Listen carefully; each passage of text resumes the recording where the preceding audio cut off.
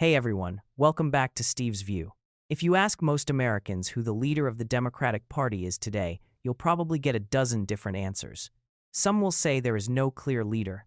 Some will point to governors in swing states. Some will point to progressive activists. Others will point to rising younger politicians who haven't yet reached the national stage. But one name continues to appear over and over again whenever Democrats begin talking about 2028. Kamala Harris. And that raises a fascinating political question. After losing the White House in 2024, after years of criticism from both Republicans and Democrats, after one of the most turbulent political periods in modern American history, why is Kamala Harris still being discussed as a potential future leader of the Democratic Party? Even more importantly, does Kamala Harris actually represent the future of the Democratic Party? Or is she the last major figure from an era that Democrats may be trying to leave behind? The answer matters because what happens inside the Democratic Party over the next 2 years could determine not only the 2028 presidential election, but the future direction of American politics itself. Recently, Harris found herself back in the political spotlight after making comments that immediately reignited some of America's biggest political debates. She suggested Democrats should continue discussing ideas such as reforming the Electoral College, expanding the Supreme Court, and potentially granting statehood to Washington, D.C. and Puerto Rico. To Republicans, these proposals sounded familiar. Very familiar. Conservatives immediately argued that Harris was returning to the same progressive themes that defined much of the Democratic debate during the late 2010s. For many Republicans, Harris represents everything they believe is wrong with the modern Democratic Party. They see her as the embodiment of institutional reform, identity politics, progressive social policy, and a willingness to fundamentally alter long-standing political structures. That criticism is not new. In fact, Republicans have been making versions of the same argument for nearly a decade. But before accepting either side's narrative, it's worth asking a more basic question. Who exactly is Kamala Harris politically? The answer is actually more complicated than many people realize. Conservatives often describe Harris as a radical progressive. Progressives, meanwhile, sometimes criticize Harris for being too moderate. Both sides have reasons for saying that. Throughout her career, Harris has often occupied an unusual position within Democratic politics. She has supported many progressive priorities. At the same time, she has spent most of her career operating within the Democratic establishment. She is not Bernie Sanders. She is not Alexandria Ocasio-Cortez. She is not an outsider challenging the system. She is someone who rose through the system. Former district attorney, former attorney general, former senator, former vice president, former presidential nominee. That resume alone tells us something important. Kamala Harris is fundamentally an institutional politician. She may advocate reforms, but she is also deeply connected to the institutions she wants to reform. This distinction matters because much of the debate surrounding Harris tends to ignore it. The larger question is not whether Harris is progressive. The larger question is whether Democratic voters still want leaders from the generation that dominated the party throughout the Trump era. That is where things become interesting. Following the 2024 election, Democrats entered a period of soul-searching. The party was forced to confront uncomfortable realities. Why did they lose? Why were so many working-class voters moving away from Democrats? Why were Hispanic voters becoming more competitive for Republicans? Why were young voters less enthusiastic than expected? Why were so many Americans expressing frustration not only with Republicans, but with Democrats as well? These questions produced different answers from different factions within the party. One group argued that Democrats had not been progressive enough. According to this view, voters wanted stronger action on healthcare, housing, inequality, and corporate power. The solution, they argued, was to move left. Another group reached the exact opposite conclusion. They argued that Democrats had become too focused on ideological battles and cultural issues.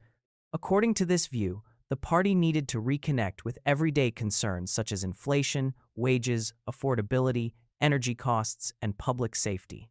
The solution, they argued, was to move toward the center. Then there was a third perspective. This group believed the problem was not primarily ideology. The problem was leadership. They argued that voters were exhausted, by the same political figures who had dominated Washington for years. In their view, Democrats did not necessarily need a new ideology. They needed a new generation. And that is where Kamala Harris faces her biggest challenge. Not because she lacks experience, not because she lacks name recognition, not because she lacks political support. In fact, she possesses all three. The challenge is that Harris increasingly represents continuity. And continuity can be difficult to sell after a defeat. Political parties often react to losses by searching for something new. After Republicans lost in 2012, many analysts believed the party would move toward a more traditional establishment future. Then, Donald Trump arrived and completely changed the direction of the Republican Party. Nobody predicted the scale of that transformation. Democrats now face a similar moment of uncertainty. Nobody knows exactly what the post-2024 Democratic Party will look like. Will it remain dominated by figures associated with the Obama-Biden-Harris era?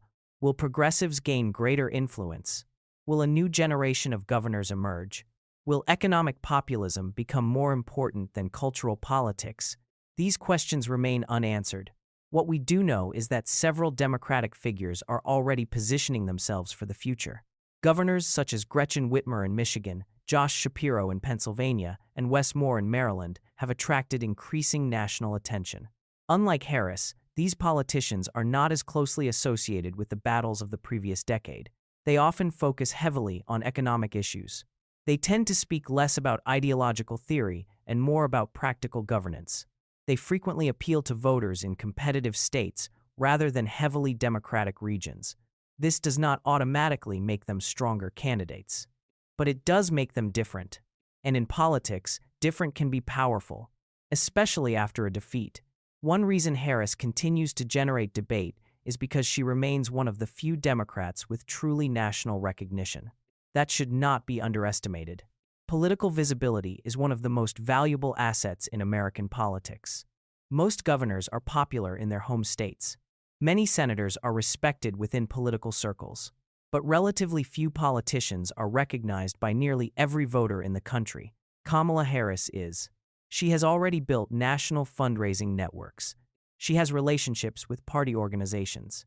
She has experience on the largest political stage possible. If she chooses to run in 2028, she will begin with advantages many competitors can only dream about. That is why dismissing Harris would be a mistake. At the same time, assuming she is the inevitable future of the Democratic Party would also be a mistake. The Democratic coalition itself is changing. The party contains moderates, progressives, labor activists, suburban professionals, younger voters, older voters, urban voters, and increasingly diverse communities with different priorities. Managing that coalition is becoming more difficult. What worked politically in 2018 may not work in 2028. What energized voters during the first Trump presidency may not energize them during his second. The political environment is evolving. Parties that fail to evolve often struggle. This is one reason why debates over issues such as Supreme Court reform and the Electoral College generate so much controversy. Supporters argue these reforms address structural problems in American democracy. Critics argue they represent attempts to change the rules after losing elections. Reasonable people can disagree. But politically, these issues reveal a deeper divide. Should Democrats focus on changing institutions? Or should they focus on winning within existing institutions? That debate is not going away. And Harris finds herself directly in the middle of it. To understand why, consider the broader mood of the country. Many Americans today are frustrated with institutions. Congress, the media, universities, corporations, government agencies. Trust levels across society have declined dramatically. In such an environment, politicians who appear closely connected to existing institutions often face skepticism. Harris's long career inside government provides credibility. It also provides vulnerabilities. Her supporters see experience. Her critics see establishment politics. Both perceptions exist simultaneously.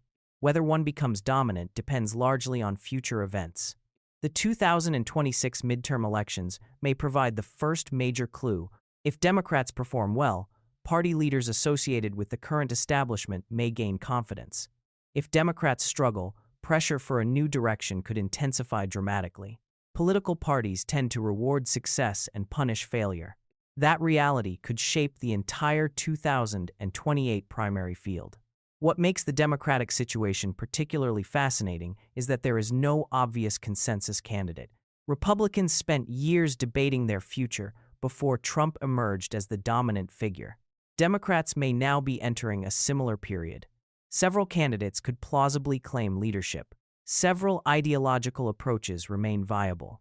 Several competing visions of the future are currently battling for influence. Kamala Harris remains an important part of that conversation. But she is no longer the entire conversation. And that may be the most important political reality of all. Too often, political analysis focuses on individual personalities. Politics becomes a story about one person, one candidate, one speech, one controversy. In reality, parties are larger than any individual politician. The future of the Democratic Party will not be determined solely by Kamala Harris. It will be determined by broader questions. Can Democrats reconnect with working-class voters? Can they address affordability concerns? Can they compete more effectively in swing states? Can they balance progressive energy with broader electoral appeal? Can they develop a message that resonates beyond their existing coalition? Those questions matter far more than any single politician. Kamala Harris may ultimately become the Democratic nominee in 2028. That remains entirely possible. She has the experience, infrastructure, and national profile to mount a serious campaign. But even if she runs, the central debate inside the Democratic Party will remain unchanged. Is the future of the party found in continuity, or is it found in reinvention? That is the real struggle taking place beneath the surface. And it is a struggle that extends far beyond one politician. For Republicans, the answer may determine what kind of opponent they face in the next presidential election. For Democrats, the answer may determine whether they can rebuild a winning coalition.